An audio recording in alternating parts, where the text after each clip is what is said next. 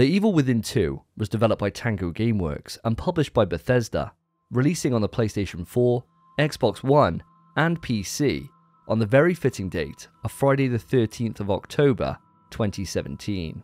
Releasing 3 years on from its predecessor, I'd love to say it had big expectations, but to be honest with you, I don't remember there being an awful lot of hype going into it. It seemed like any other game, and certainly didn't pique my interest at the time.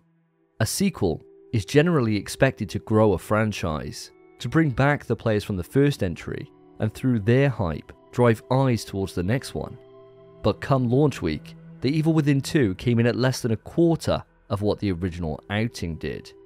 Now it's hard to see true sales numbers, as Bethesda stopped reporting them not long after its release, but there's no hiding from the fact this game was a disappointment for Tango and Bethesda. But sales aren't always a reflection on quality, so let's check Metacritic. Corporate needs you to find the differences between this picture and this picture. Okay. They're the same picture. So again, not the jump you'd expect from a fledgling franchise. This entry sees Shinji Mikami removed from the director's seat, and the reins handed to John Johannes, who had previously worked on the visual effects for the first entry. Mikami said in an interview it was time to see the younger talent do their thing, something which at Tango he is keen to encourage, to nurture the talent within the studio, while Mikami provides input via a producer role. Now I went into this experience with high expectations. I'd enjoyed the first entry and its DLC greatly, and I'm glad to say that after nearly 20 hours spent with the game, I was blown away. This review, I'm going to detail why The Evil Within 2 is a survival horror masterpiece. As with all my reviews, I'll break this down into plot, gameplay and presentation, and as a warning, I will be going into spoilers, but not enough to ruin the game for anyone that hasn't played it before. Now let's dive in.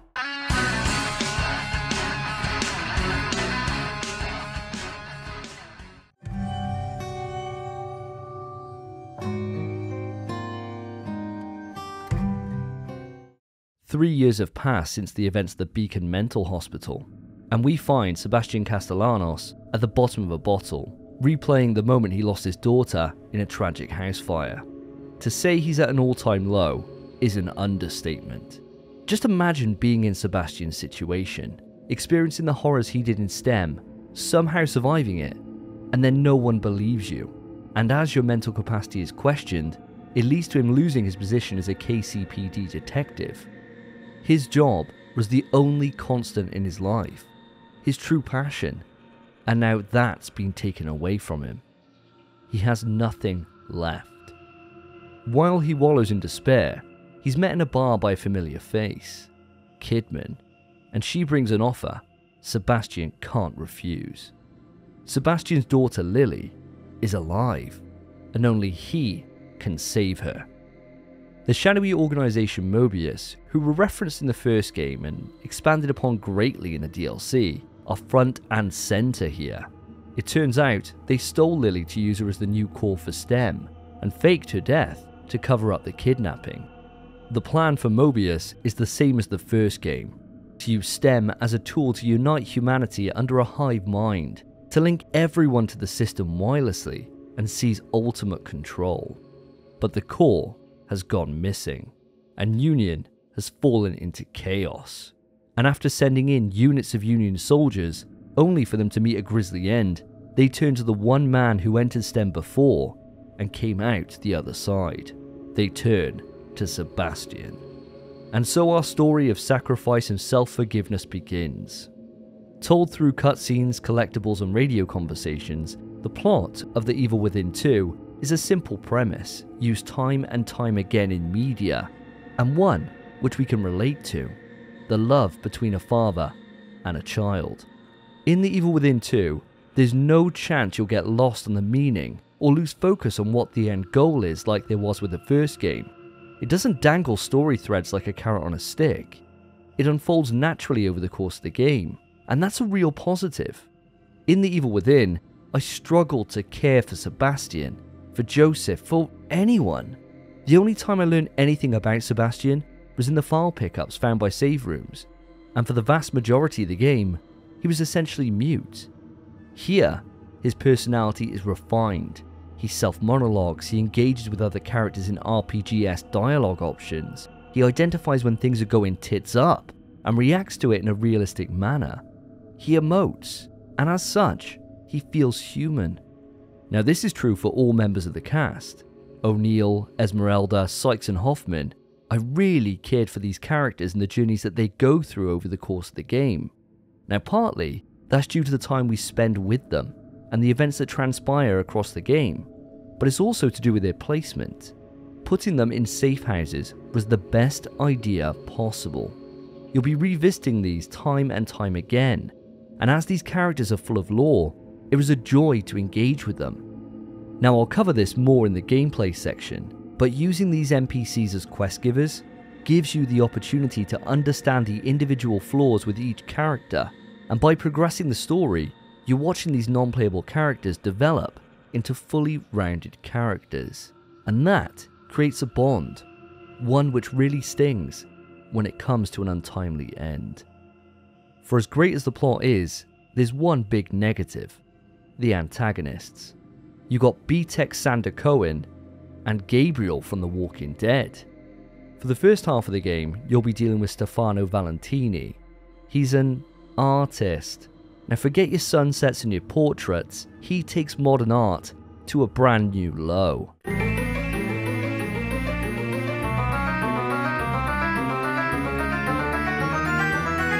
What the fuck is that?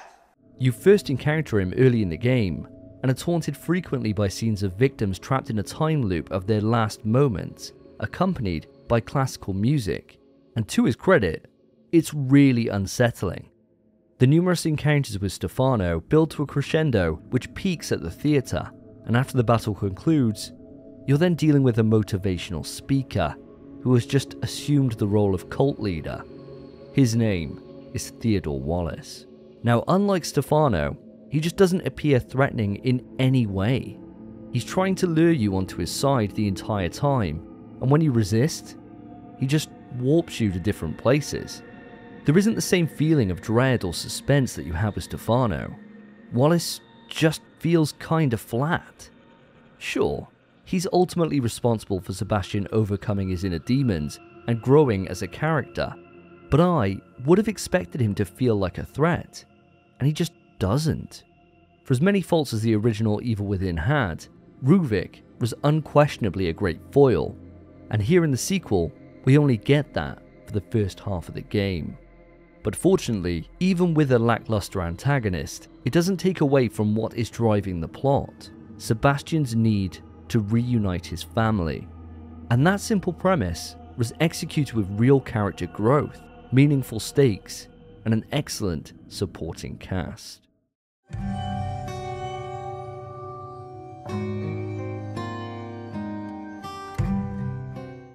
Now, as I start this section, it's important I clarify something which definitely had an impact on my overall experience: the difficulty. After playing The Evil Within 1, I walked away from the experience battered, bruised, and my ego torn to shreds. The game was harsh, cruel even. I fought through the at times unfair experience and reflected on how great it had been to play. So, when I booted The Evil Within 2 and was met with this choice, I had to pause. On one hand, I didn't want to feel kicked in the ballsack over and over again. But then again, I am an experienced survival horror player. I didn't overly enjoy the difficulty of the first game, but I didn't hate it. And then I remembered. I'm not just an experienced survival horror fan. I've been playing nothing but survival horror for the past 2 years. If anyone can ascend to the golden halls of victory, it will be me, and me alone. And so, I went for it. And it was the best decision I ever could have made. Survival horror, in my mind, is at its best when it has limited resources. It ensures you approach every encounter with caution.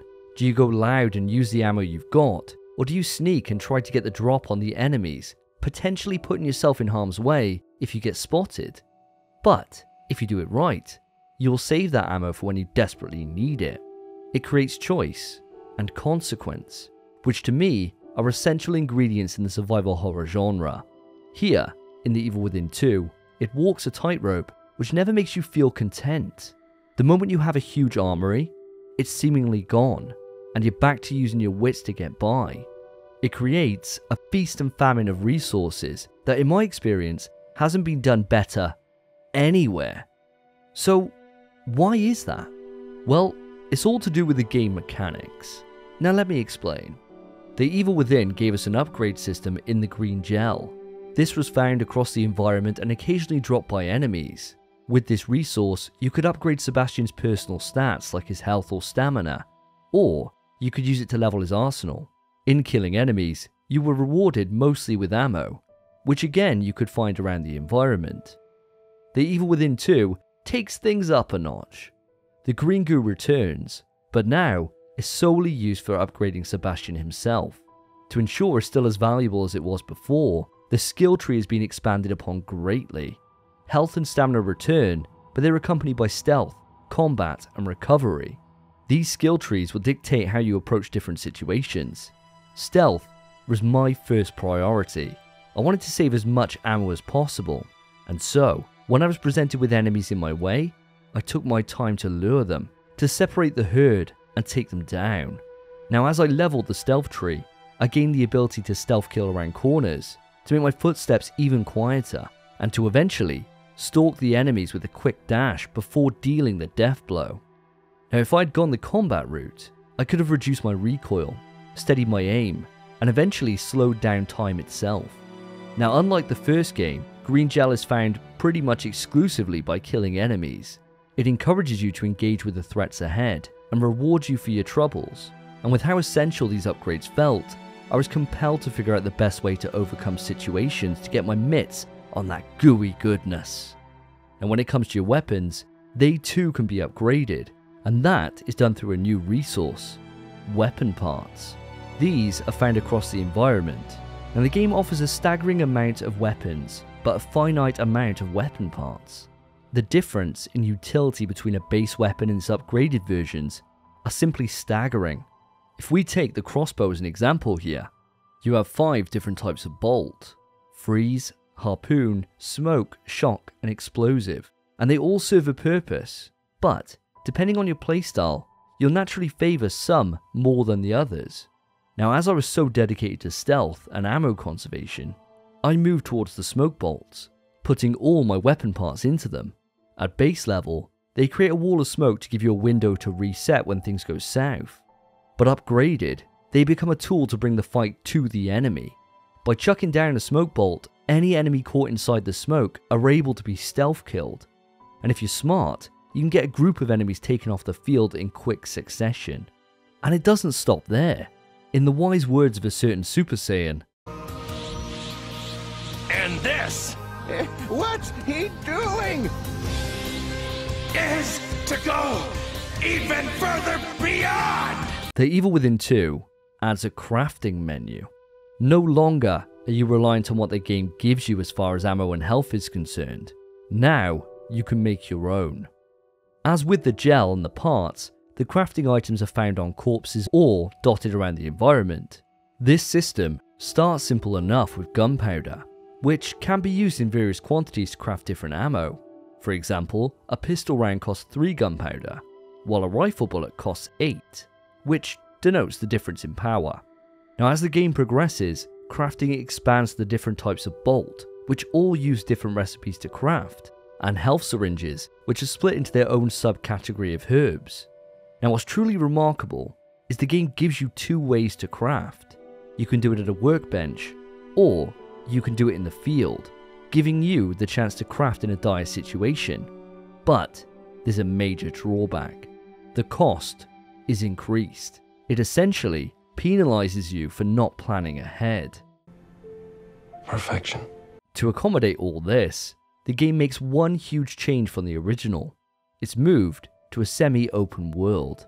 Chapter 3 is the first introduction of this, giving the player the ability to explore the residential district till their heart's content. The main mission is highlighted on the map, and you can go and do this at any point, but you won't want to. houses and streets can be combed through for crafting and upgrade materials, NPCs issue side quests, and the communicator will bleep when you're near a resonance or ammo pickup, and every one of these activities is meaningful. It's the way to find new weapons, to get kitted up with ammo, or to deepen the lore. In fact, the side quests and resonances around the environment set up for some of the best scares in the entire game. By investigating these, you'll find yourself face to face with Anima, a ghostly apparition that stalks Sebastian playing a mangled version of Claire de Lune, and calling his name in the same way the bird from the ring would if she was trying to lure you into bed. When this happens, these moments become highly scripted, built to maximize fear, and to put it bluntly, I shit my pants. My arm burst into goosebumps, and I could feel a lump in my throat as I white-knuckled the controller. The tension and apprehension were palpable, and to think that I could have walked past these and not been any wiser, it's just mind-blowing. Side quests and activities are only as useful as the reward for your time, and by giving big payoffs to the player in terms of lore or resources, they felt essential. By moving to an open world, it gives the player a chance to flex their creativity, to find ways to overcome the threats in your wake, and by building the gameplay around upgrades and crafting, it beckons you to go off the beaten path and take in Union for all its glory, to seek out greater dangers for greater reward, to make a choice on how you use your resources, and if it's worth engaging with the challenge in front of you. I'm always banging on about choice in this genre, and nowhere have I seen it be built into every facet of its design so eloquently. Every system binds together to make your experience one which is filled with minute decisions, which coalesce into gameplay-altering strategies. I'm really struggling to find a fault with this game. The only thing I can say is a negative, and to be honest, this is really scraping the barrel here, is that with a game length as long as this, you'll come across the same enemy types over and over again, and as you play, you'll come up with your own strategies on how to turn these once formidable foes into child's play. Take the Harbingers. The first time I saw one in the open, it kicked my ass, but after several fiery deaths, I learnt I could cheese them with a simple bit of stealth, and from there, they became nothing more than a goldmine for green goo.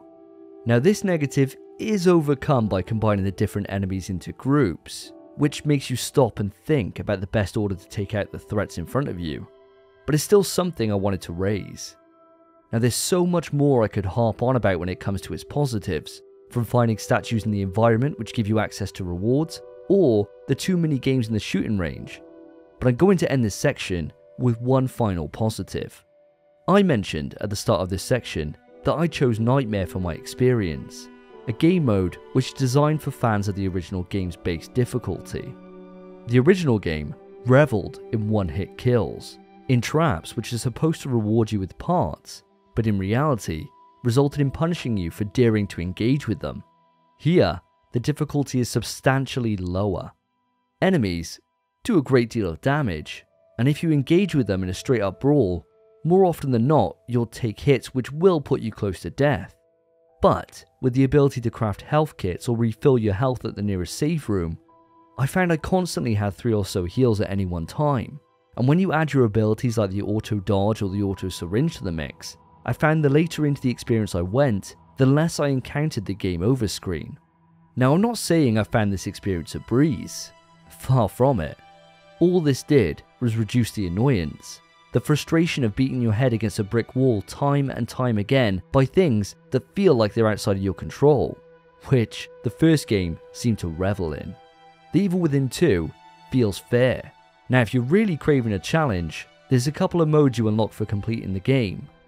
Classic, which reduces your save to 7 and doesn't allow for upgrades, and Akuma, which is reserved for those of you with the biggest balls imaginable. It's a mode where you die in a single hit. For those of you that rose up to the challenge and beat Akuma, shout out in the comments. You'll earn my praise before I tell you to touch grass. To summarise this section, The Evil Within 2 is a masterpiece in modern game design. Every system is tied together to create choice and allow freedom for the player to define their own path to success. but it never forgets what it is, a survival horror game. You may feel empowered to play how you want, but you never feel powerful.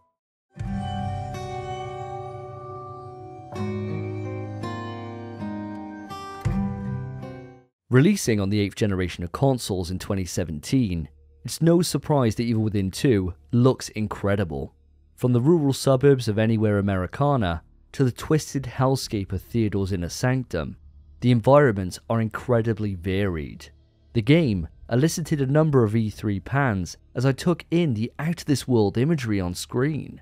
Seeing Union collapse around you, with entire sections of the town floating in the distance, gave the team at Tango the opportunity to create the kind of vistas that take your breath away.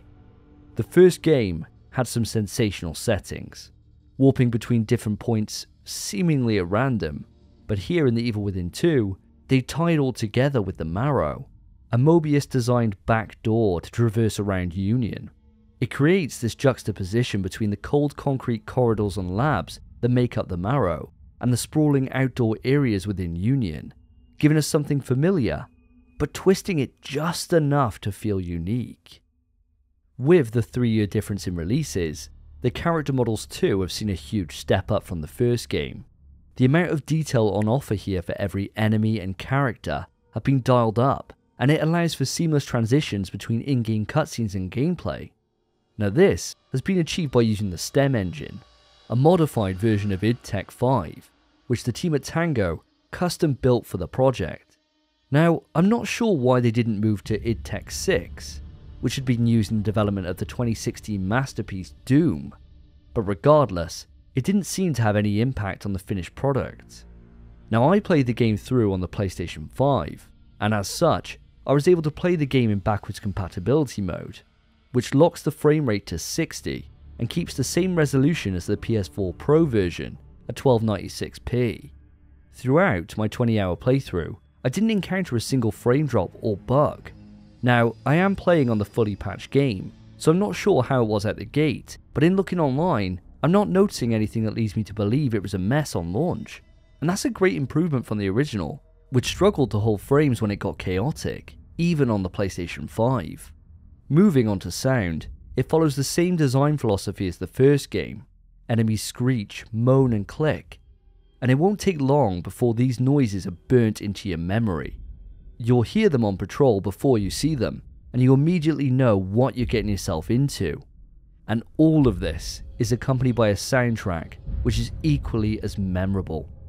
Stemming back to the first game, The Evil Within as a franchise uses classical music to make any scene feel intimidating. Stefano's theme, in Tchaikovsky's Serenade for Strings in C major, is a real standout.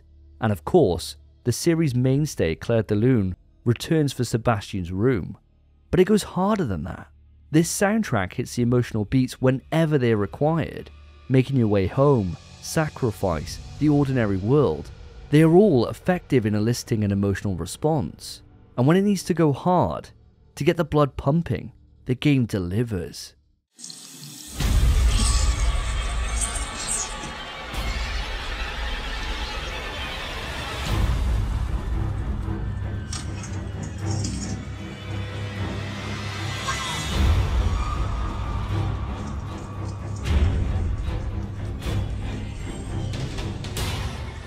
Masatoshi Yanagi delivers a soundtrack which ranks up there with the best in the genre, and I've tried to include as many as I can over this review.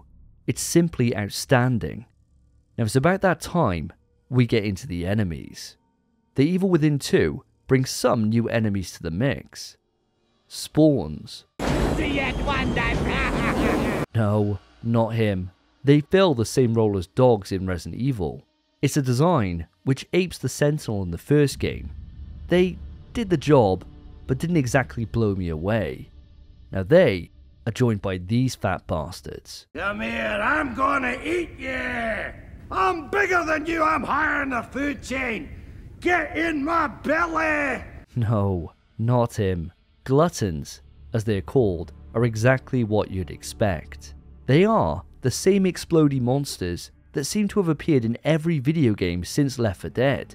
And speaking of Left 4 Dead, I wonder where they got these designs from.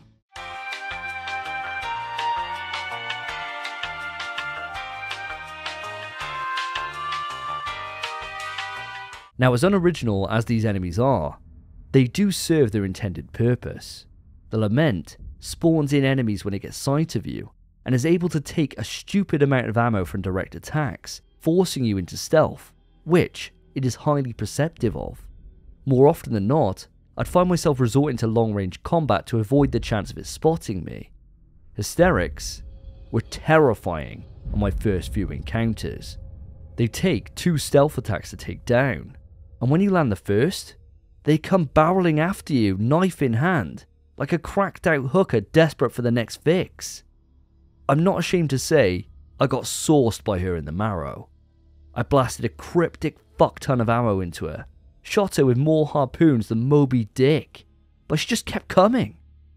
Trial and error is a blessing though, and as with the Harbinger, I was able to experiment enough to find a winning strategy. The final new addition is the Disciple. Now they are essentially beefed up Lost, with one change. They randomly set on fire. The kicker is, when they're engulfed in flame, you can't stealth kill them, which results in you having to change tactics on how to deal with them, especially when there's a few in the field. Now, I'm sounding quite negative on this part, but as unoriginal and uninspired as the majority of these are, there is a joy in figuring out how to overcome each type. And as I stated earlier in the gameplay section, when they're working as part of a group, it does present a worthy challenge. It's just a shame that with everything the game does better than the original, the enemies are nowhere near as memorable. Late into the game, you delve into Sebastian's mind and battle enemies from the first game, and all it did was cement how much better the designs were on the original outing. No one is as terrifying as Laura, or as unique as the Keeper, and that's a real shame. Boss-wise, there's less than the original, cutting them down from 9 to 7, with 2 of these bosses being used as a way to introduce new enemy types which will then roam the streets of Union in later chapters. But with this drop in unique bosses, they made one massive improvement. They don't kill you in one hit.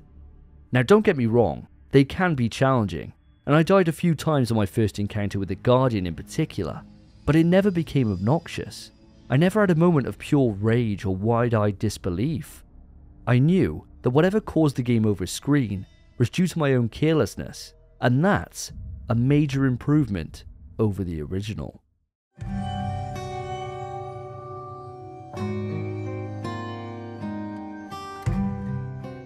The Evil Within 2 does everything a sequel should. It refines the systems, improves them on every level, and provides a compelling story with great characters. Setting the plot around Sebastian's family was the best choice to create emotional weight, and when you combine this with incredible visuals and a superb soundtrack, you ensure these emotional moments hit. From abject fear to sorrow, John Johannes and the team at Tango have turned me from an observer of the Evil Within to a fan. It's a franchise I would love to see return for a third entry. To put it bluntly, it's one of the best survival horror experiences I've ever had. It's painful to see how underrated and criminally underplayed the Evil Within as a franchise is, and for the second entry, Tango have cemented themselves as true masters of the genre. If you haven't visited Union before, I'd strongly encourage you to put 20 hours aside and plug yourself into STEM. It's an experience you won't forget. And that's it for this review. If you enjoyed it, put a like on it and let me know what you think of the Evil Within 2 in the comments. I try to reply to everyone on my channel, so I look forward to hearing from you. Coming up next is a review on Dead Space, before I move through the entire Dead Space franchise, so make sure to subscribe and ring the bell so you never miss an upload. Now if you still want more from me, consider checking out my podcast, In PS We Trust. It's a fortnightly PlayStation podcast where me and my co-host crack a few beers and discuss the latest news, rumours and hype for all things PlayStation. I'll have links in the description. Thank you for your time. Take care of yourselves, take care of each other. See ya.